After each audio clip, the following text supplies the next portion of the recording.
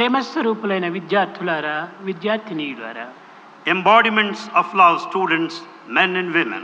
దృశ్యగోచరమైనటువంటి ఈ ప్రకృతి యందు అనేక విధములుగా మానవుడు శోధించాలని, సాధించాలని,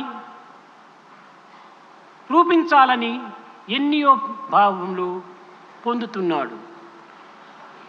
In this physical world which is ephemeral, man is trying to investigate, man is trying to accomplish, and he wanted to actually picturize. కేవలము మానవుడు భుజబలమును, బుద్ధి బలమును, అధికార బలమును, ధన బలమును, జనబలమును ఆశ్రయించి ఈ విధంగా తాను శోధించుటకు, బోధించుటకు అన్ని విధముల ప్రయత్నం చేస్తున్నాడు. Basing on his physical strength, the intellect, authority, position, and people are around, he wants to accomplish and he wants to teach. సాధించినది ఏమిటి? What is that he achieved? దైవానుగ్రహమే లేక,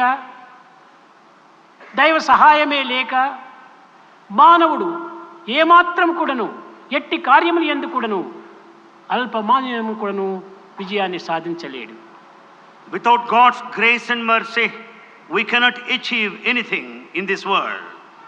భగవంతుడు సానుభూతుడైనప్పుడే ఎట్టి మానవుడైనా, ఎట్టి కార్యమునైనా కూడాను సాధించడానికి ప్రయత్నిస్తాడు. If you are the recipient of God's grace, you will achieve anything, anyone for that matter.